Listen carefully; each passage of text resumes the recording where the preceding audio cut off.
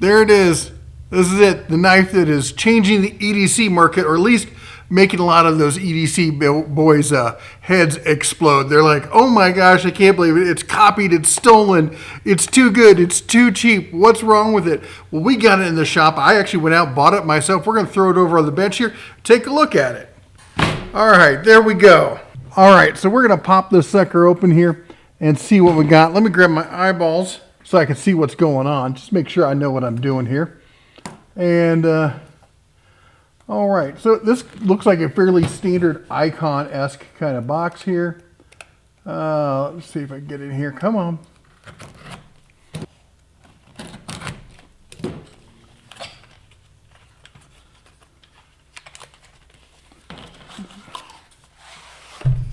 And there she is. Look at that.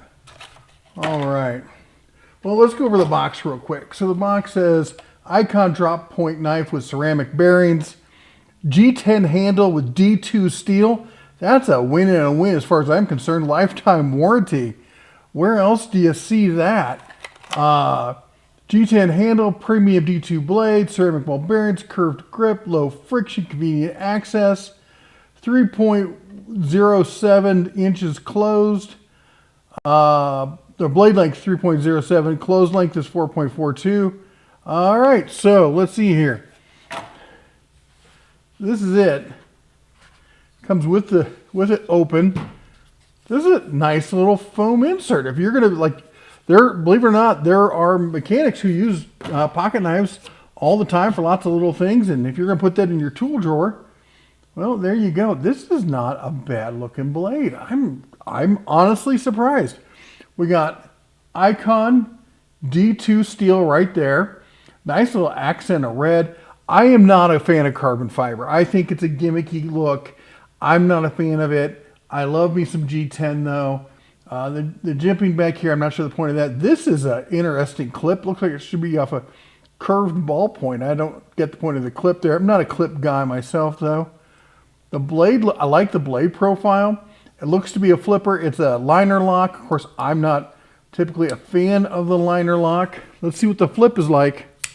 Oh, that is robust. I like that. Be nice if there's a little jimping right here. There isn't. But with the curve of the handle there, I mean, I've got pretty big paws on it. So the curve of the handle, it's not too bad. If I wanted to get in on it, it's good. This, of course, blocks the finger from coming up here too far. This is, I keep thinking this is a button release, and it's not. There we go.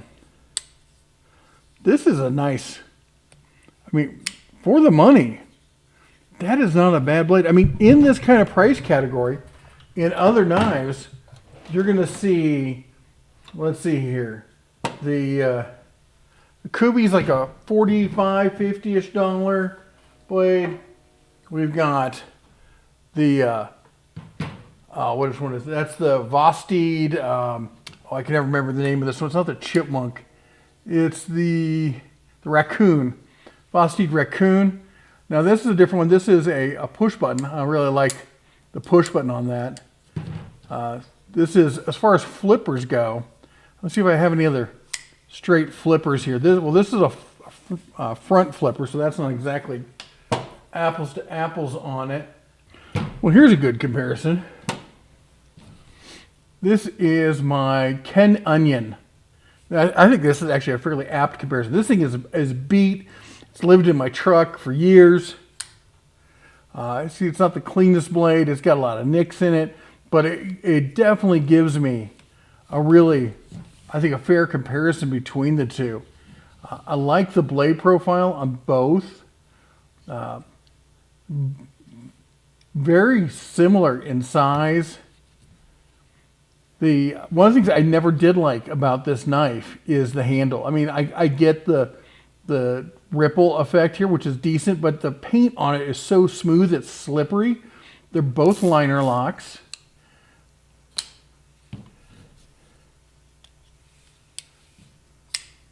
Wow, that's really significant.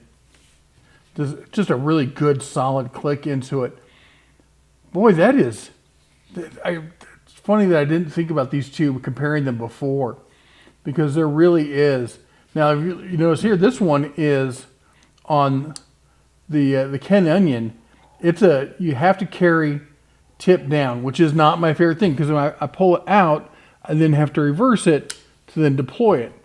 Whereas on this one, you're carrying tip up. So when I pull it out, straight into a deployment on that. So that's a win on this one. Again, I don't like the texture of the carbon fiber, but I'll take it over the smooth texture of this. The jimping back here doesn't really do anything for me.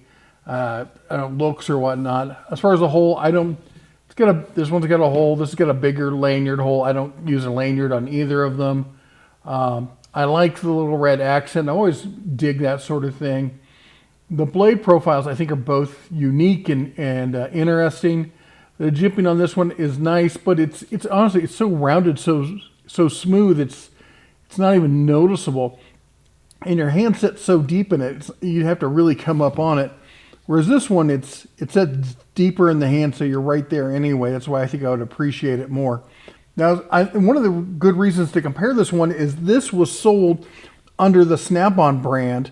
They literally just painted it red, put SnapOn on it, sold it as a mechanic's knife. And this is being sold again as a mechanic's knife. I wonder if Harbor Freight was going after this. I don't know. Maybe they were. I gotta say, I like this. I could see myself carrying it. As far as, single deployment, I like the curve on it. It really sits nicely in the hand. This has been a favorite of mine for years. I bought 3 of them. Oh, got to be over a decade ago.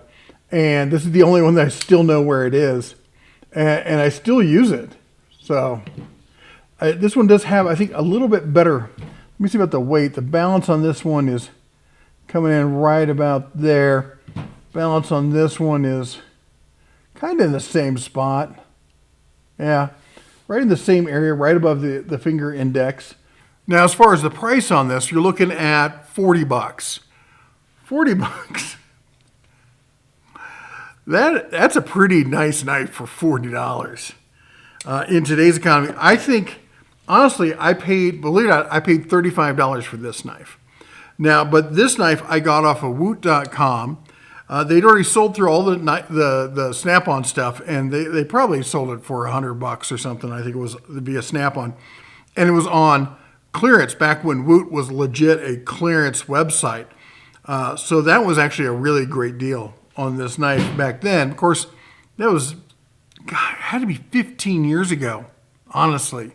So if that was 15 years ago at $35 versus in today's dollars at $40, I'd have to say this would be one to jump on. If you're a knife collector, you got to grab it. At $40, you got to grab it. Anybody, I think, honestly, they got to be taking a loss on this thing, right? At $40, it seems to be, I don't know, maybe they're just trying to get a foot in the market or something.